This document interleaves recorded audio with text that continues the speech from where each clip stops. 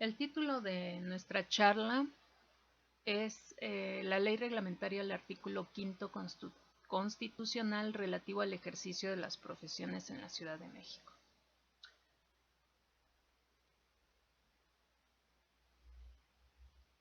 Es importante que primero nos remitamos a lo que se refiere el artículo quinto constitucional.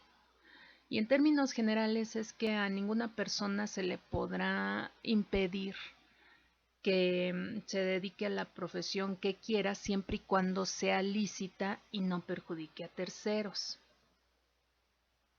Y como señala realmente el artículo quinto constitucional es amplio, sin embargo, vamos a ver también que la ley, cada estado deberá tener su propia ley de profesiones y en esta deberán estar plasmadas las profesiones a las que les exigirá título para ejercer, ya sea de manera enlistada o refiriéndose en particular. De ahí surge la ley que nos ocupa, que es la reglamentaria, el artículo quinto constitucional relativo al ejercicio de las profesiones en la Ciudad de México, antes conocida como en el Distrito Federal. Esta ley fue publicada por primera vez el 26 de mayo de 1945. Realmente no tiene muchas modificaciones en el sentido que, pues para tener más modificaciones, primero debería modificarse el artículo quinto constitucional y realmente no ha sido necesario. Bueno, realmente sí es necesario, pero no se ha hecho. Pero bueno, ese sería tema de otra charla. Vemos aquí que ha tenido 5 modificaciones, incluso en una de ellas, del 74, es cuando en esta ley de Ciudad de México sí se hace toda una lista de las profesiones a las que se les exige título para ejercer en la Ciudad de México. Pero vamos a ver desde un inicio. Aquí vemos que estamos consultando la ley vigente con la última modificación del 19 de enero de 2018. Y realmente esta modificación se hace porque cambia el Distrito Federal, cambia a Estado y el nombre es Ciudad de México. Y aquí lo podemos ver en el extremo inferior derecho de la diapositiva. Esta es una ley que tiene 8 capítulos y que en términos generales vamos a encontrar algunas disposiciones generales que vamos a ver más adelante, como lo que es un título, una cédula, quiénes la expiden, qué instituciones. El capítulo 2 son las condiciones que deben llenarse para obtener un título profesional. El 3, las instituciones autorizadas que deben expedir los títulos profesionales. El 4, la Dirección General de Profesiones. El 5, ¿qué es el ejercicio profesional? El 6, ¿qué son los colegios de profesionistas? El 7, que hace referencia al servicio social. Y el capítulo 8, que se va a referir a los delitos, infracción y sanciones. De hecho, vamos a ver la diferencia entre delito e infracción. ¿Qué es un título profesional? Un título profesional es el documento que van a expedir las instituciones educativas del Estado, es decir, aquellas instituciones públicas de la Secretaría de Educación Pública o las universidades estatales, o bien de órganos descentralizados como la UNAM, la UAM, y también las instituciones particulares, y estas deben tener un reconocimiento de validez oficial de estudio que da la SEP, las universidades estatales, la UNAM. Bueno, en la UNAM son los incorporados. La única que puede dar el REBOE es la Secretaría de Educación Pública. Y aquí tenemos algunos ejemplos. Del lado izquierdo vemos un ejemplo de un título expedido por la Universidad Nacional Autónoma de México, y del lado derecho es una institución privada. Sin embargo, aquí donde está la flechita podemos ver que tiene su reconocimiento oficial por parte de la Secretaría de Educación Pública y el año en que fue expedido. De otra forma, pues los estudios no serían reconocidos. Por otra parte, también vamos a ver que una cédula profesional se va a poder tramitar una vez que la persona ya tiene su título o equivalente, y va a poder tramitar su cédula profesional con efectos de patente previo registro y para ejercer una especialidad. Aquí cabe señalar que se puede tramitar una cédula solamente para algunos estudios técnicos. Eso se tendría que consultar en la Dirección General de Profesiones. Para licenciaturas, para maestrías, doctorados y especialidades. Aquí tenemos algunos ejemplos. Actualmente ya se tramita de manera electrónica y aquí tenemos un ejemplo reciente y de cómo se daban anteriormente, que han cambiado de diferentes formatos, esto para evitar las falsificaciones que llegaron a darse en su momento. Incluso aprovechando la tecnología, si ustedes se meten a internet, en el buscador pueden poner consultar una cédula profesional y de inmediato los remite al portal de la Secretaría de Educación Pública, el espacio correspondiente, ponen el número de cédula que quieran consultar y les va a aparecer a nombre de quien está. También esta ley es una ley que señala que las disposiciones regirán en la Ciudad de México en asuntos de orden común y en toda la República en asuntos de orden federal. Por ejemplo, la usurpación de funciones, es decir, de hecho lo vamos a ver más adelante, que es cuando alguien se apropia de una profesión para la cual no está preparada ni tiene cédula ni mucho menos título para poder ejercerla. ¿Qué instituciones son las autorizadas para expedir estos títulos profesionales? Y aquí lo señala la misma ley. Las instituciones que impartan educación profesional deberán cumplir los requisitos que señalen las leyes y disposiciones reglamentarias que las rijan, y solo ellas están autorizadas para expedir títulos profesionales. Y después el capítulo 4 nos va a hacer referencia a la Dirección General de Profesiones. La Dirección General de Profesiones forma parte de la Secretaría de Educación Pública y es el área administrativa que va a tener las atribuciones de vigilar el ejercicio profesional. Es decir, se va a encargar de registrar a todos los profesionales del país y vigilar que su ejercicio sea con ética. Pero obviamente, pues aunque es un área administrativa, no tiene todo ese personal que se requeriría. Por eso esta misma ley le va a dar vida a los colegios de profesionistas, que más adelante vamos a ver que van a actuar como esos auxiliares de la Dirección General de Profesiones, misma que también los va a registrar porque obviamente de alguna manera se le delegan las funciones de vigilancia a estos colegios para vigilar el ejercicio profesional ético. También otra de las atribuciones que tiene la Dirección General de Profesiones es conformar comisiones técnicas de cada profesión. ¿Y esto para qué es? Porque obviamente con estas comisiones todas las profesiones tienen que ir evolucionando y adaptándose al mercado laboral.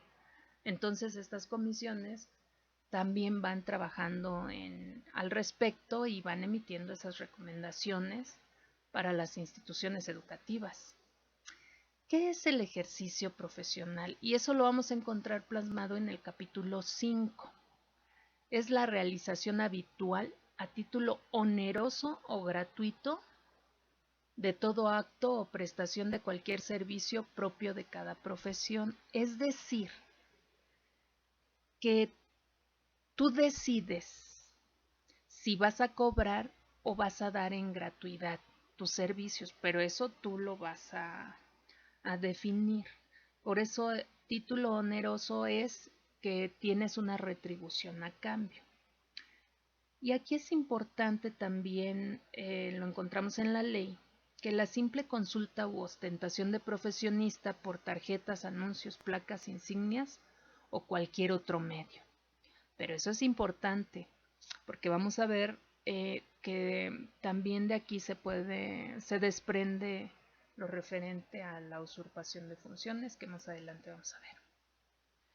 ¿Qué se requiere para ejercer en la Ciudad de México? Tener pleno goce y ejercicio de sus derechos civiles, es decir, que no tenga algún proceso penal que le hayan negado estos derechos civiles. Un título legalmente expedido y registrado, es decir, ¿ante quién lo va a registrar? Ante la Dirección General de Profesiones. Y una vez registrado, va a tener su patente de ejercicio, es decir, su cédula profesional. También vamos a ver que la Dirección General de Profesiones está facultada para dar cartas de pasantes a personas que por alguna razón no hayan concluido o estén en el proceso de concluir o de tener su título profesional y requieran de un documento oficial pues que los avale, y son estas cartas de pasantes. Se puede tramitar y ya ahí con los requisitos que especifique la Dirección General de Profesiones, pero esta carta de pasante no será por un plazo mayor de 3 años. De hecho, normalmente el tiempo por el que dan esta carta es con una vigencia de 1 año. Pues porque se asume que en ese año tú puedes estar ya muy cerca de tener tu título y pues ya tramitar tu cédula. Y se dará una credencial para el ejercicio con la especificación de vigencia de la autorización, lo que comentábamos de 1 año. ¿Y qué es un pasante? Pues se deberá demostrar el carácter de estudiante o de que está en trámite o en su servicio social o en su proceso de tesis, conducta y capacidad de los mismos con los informes de la escuela o facultad correspondiente. También aquí en el apartado del ejercicio profesional vamos a encontrar que esta ley nos va a especificar, así como nos especifica los derechos de los profesionistas, también nos va a especificar las obligaciones. En esta ley vamos a resaltar, y es algo que hemos escuchado continuamente, que los profesionistas estamos obligados a poner todos los conocimientos científicos y recursos técnicos al servicio de los clientes o usuarios. Y con esto me refiero a no solo los conocimientos que adquirimos cuando estudiamos la licenciatura, sino estamos obligados a estarnos actualizando continuamente, ya sea con diplomados, cursos, especializaciones, estudios de posgrado, en fin, o sea, hay una oferta de educación continua significativa, además de los estudios de posgrado. Y también otra de las obligaciones es aguardar estrictamente el secreto profesional, pero aquí tiene una especificación, salvo los informes establecidos en la ley. Es decir, estamos obligados a guardar el secreto profesional. Sin embargo, si alguna ley o algún ordenamiento jurídico me obliga a notificar, lo tengo que hacer. Obviamente también si hay alguna orden judicial, pues también que especifique que yo tengo que dar información, pues lo tendré que hacer. Y también en este apartado nos especifica que los profesionistas podemos asociarnos, pero la responsabilidad siempre será de carácter individual. Es decir, aunque yo pertenezca a alguna asociación civil, algún colegio, alguna asociación de especialistas, la responsabilidad es solo mía. Les comentaba acerca de los colegios de profesionistas que van a nacer con base en las diversas leyes de profesiones de los estados y van a ser esos auxiliares de la Dirección General de Profesiones para vigilar el ejercicio profesional. Para el caso de la Ciudad de México, que es el estado que nos ocupa, aquí tiene algunas especificaciones. Todos los profesionistas podrán constituir en la Ciudad de México hasta 5 colegios por cada rama profesional. Tendrán un consejo directivo que durará 2 años en el ejercicio de su encargo. Serán personas morales, es decir, serán, esa es la figura jurídica, y serán asociaciones civiles. Y esto lo vamos a ver aquí donde dice tendrán sus propios estatutos sin contravenir al Código Civil, porque en el Código Civil es donde se especifica todo lo referente a cómo crear una sociedad o una asociación civil. Y este punto de serán ajenos a toda actividad política o religiosa, es decir, sí participar en la hechura de políticas públicas, pero apartidistas, es decir, no se deben revolver las cosas con partidos políticos. ¿Qué propósitos tienen los colegios de profesionistas? Como ya decíamos, son esos auxiliares de la Dirección General de Profesiones para la vigilancia del ejercicio profesional. También de manera colegiada, por eso es importante estar colegiados, porque de manera grupal, o sea, como asociación civil, se puede participar y promover en la expedición de leyes, reglamentos relativos al ejercicio profesional. Y también denunciar ante la Secretaría de Educación Pública o autoridades penales las violaciones de esta ley, por ejemplo, la usurpación de funciones. Y proponer aranceles, es decir, los aranceles aquí se refiere a las tarifas por los servicios que cada profesión tiene. Para el caso de la medicina veterinaria y zootecnia, contamos actualmente a nivel nacional con la Federación de Colegios y Asociaciones de Médicos Veterinarios Zootecnistas de México. Esta asociación civil se funda, nace como tal en 1995. Sin embargo, antes se llamaba Colegio Nacional de Médicos Veterinarios Zootecnistas de México, asociación civil, desde 1956. Sin embargo, este cambio jurídico lo tiene que hacer porque, de acuerdo a la ley de profesiones, a esta ley, un colegio afilia personas físicas, es decir, personas, no personas morales como lo hacía este colegio. Personas morales me refiero a 32 colegios y 24 asociaciones. Por eso es que se le tiene que cambiar el nombre a federación, pero si ustedes ven, desde 1956 ya estábamos debidamente organizados como profesión. Esto es lo que les comento. Está constituido por 32 colegios estatales y uno en la región lagunera, 24 asociaciones de especialistas. Y aquí les dejo la liga en internet donde pueden encontrar toda la información generada a nivel gremial, como el código de ética, por ejemplo. Pasamos al capítulo 7, que se refiere al servicio social de estudiantes y profesionistas.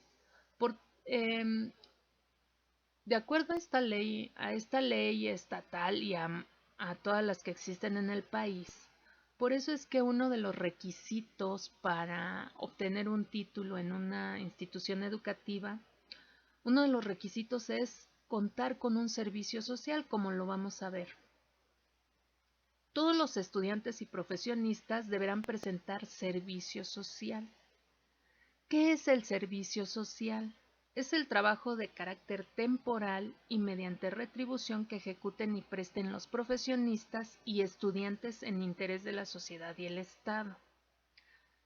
Los planteles de preparación profesional exigirán a los estudiantes como requisito previo para otorgarles el título que presenten el servicio social por un tiempo no menor a 6 meses ni mayor a 2 años. Por eso este tiempo se calcula para que al menos sean 8 horas diarias por 6 meses y no puede ser, hay alumnos que a veces dicen, no, es que yo puedo venir 20 horas al día y cuéntamelos. No, no se puede. Por esto, porque la ley señala que no debe ser en menos de 6 meses. O el caso contrario, ¿no? Voy a ir a 1 hora todos los días. Pues tampoco se puede. Continuando con el servicio social, cuando éste absorba totalmente las actividades del estudiante, la remuneración respectiva deberá ser suficiente para satisfacer decorosamente sus necesidades. Y todos los profesionistas también estamos obligados a hacer servicio social. Y aquí la misma ley lo señala, y lo señalan todas las leyes de profesionistas de los estados. Ante un peligro nacional, todo profesionista quedará a disposición del gobierno federal para que éste utilice sus servicios según dispongan las leyes de emergencia. Y pasamos al capítulo 8, donde vamos a ver que los delitos e infracciones de los profesionistas. La diferencia entre delito e infracción. Una infracción es cuando se violenta una ley administrativa. Esta ley reglamentaria del artículo 5 constitucional es una ley administrativa. Sin embargo, también hace referencia a los delitos. Las infracciones van a ser sancionadas por las mismas autoridades administrativas, en este caso por la Secretaría de Educación Pública, pero los delitos ya van a ser sancionados con base en las diferentes leyes penales. Y un delito referido a esta ley es precisamente la usurpación de funciones, y de hecho es un delito federal porque entra en la falsificación o falsedad. Y aquí lo señala este capítulo: los delitos en el ejercicio profesional se sancionan con base en el Código Penal. El que actúe como profesionista sin serlo, o quien ofrezca sus servicios profesionales sin serlo, se sancionará con base en el artículo 250 del Código Penal. Aquí falta, es Código Penal Federal. Al profesionista que ejerza sin registrar su título profesional, se le aplicará una multa de 500 pesos y en casos sucesivos se aumentará hasta un máximo de 5,000.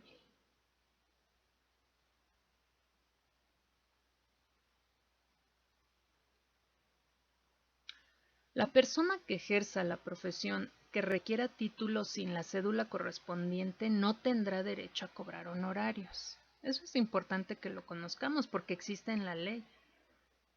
Y si alguien lo sabe, puede no quererles pagar si no tienen esa cédula correspondiente. Los profesionistas serán civilmente responsables de las contravenciones profesionales que cometan los auxiliares o empleados que estén bajo su inmediata dependencia y dirección. Finalmente, si tenemos personal a cargo y no lo capacitamos o no sabe qué hacer en determinado momento, ¿quiénes somos los responsables? Pues los jefes inmediatos. Se concede acción popular para denunciar a quien ejerza ilegalmente. Esta es la modificación que les comentaba que se hizo el 2 de enero de 1974 y es toda una lista de profesiones, nada más que aquí yo la recorté, porque si no serían hojas y hojas, y la recorté para señalar precisamente donde viene que el médico veterinario requerimos título para ejercer con base en esta ley. Con esto concluyo esta charla, espero que les sea de utilidad. Gracias.